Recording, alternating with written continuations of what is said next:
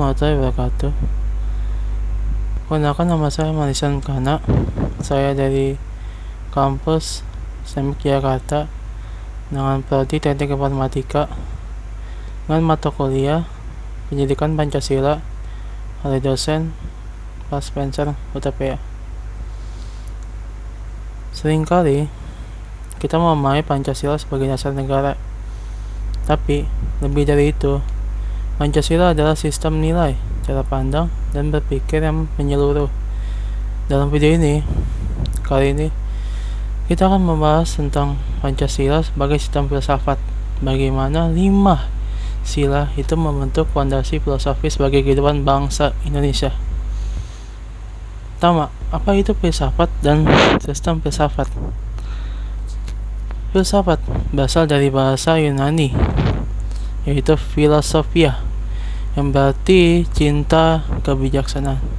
Filsafat adalah cara berpikir mendalam, kritis, dan rasional terhadap berbagai aspek kehidupan seperti keberadaan, kebenaran, nilai, dan moral. Sementara itu, sistem filsafat adalah suatu susunan nilai-nilai dan prinsip yang saling berkaitan secara logis dan koheren. Sistem filsafat menjelaskan bagaimana manusia memandang dunia, dirinya, dan tujuannya dalam hidup. Nah, itu. Kedua, mengapa Pancasila disebut sebagai sistem filsafat? Pancasila disebut sebagai sistem filsafat karena, pertama, ia bersifat sistematis dan menyeluruh, mencakup pandangan tentang Tuhan, manusia, masyarakat, negara, hingga keadilan. Kedua, kelima sila saling berkaitan dan tidak berdiri sendiri. Sila-sila itu membentuk satu kesatuan nilai yang utuh. Pancasila menjanjikan landasan etis, logis, dan praktis dalam kehidupan berbangsa dan bernegara. Nah, yang ketiga, 3 dimensi filsafat dalam Pancasila. Pancasila sebagai sistem filsafat memiliki 3 dimensi utama: ontologis, epistemologis, dan aksiologis. Nah, kita bahas yang pertama dulu, dimensi ontologis, atau hakikat keberadaan. Dimensi ini membahas pernyataan apa yang ada. Pancasila mengakui keberadaan Tuhan, ada di sila pertama kan, sebagai sumber nilai tertinggi. Manusia dipandang sebagai makhluk Tuhan yang memiliki dignitas dan martabat, ada di sila kedua. Kehidupan bersama atau masyarakat dan negara adalah suatu keniscayaan yang disadari semangat persatuan, ada di sila ketiga. Oke, kita bahas dimensi epistemologis. Atau cara mengetahui kebenaran. Dalam Pancasila, pengetahuan dan kebenaran melalui 3 hal. Yang pertama, musyawarah dan dialog, ada di sila keempat. Kedua, pengalaman sosial dan budaya. Ketiga, pemahaman kolektif, bukan sekadar individualisme atau sendiri-sendiri. Pancasila dalam pendekatan komunal, artinya berkelompok lah, komunal maksudnya itu, dan demokratis atau ada voting, pemilihan gitu lah, demokratis dalam pencarian solusi atas persoalan bangsa. Nah, terus kita bahas dan dimensi lainnya, dimensi aksiologis, yang artinya sistem nilai dan tujuan. Dimensi ini terkait dengan nilai apa yang harus diwujudkan gitu. Pancasila mengandung nilai-nilai luhur seperti ada 2, keadilan sosial yang ada di sila kelima.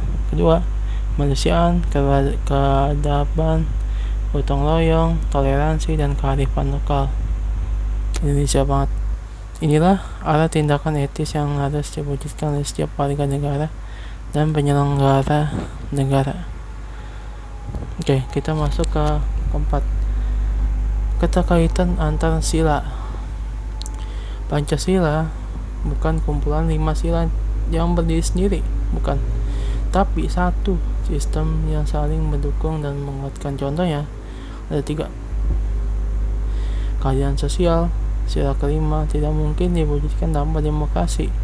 Sila keempat, yang kedua, demokrasi tidak akan bermakna tanpa semangat persatuan.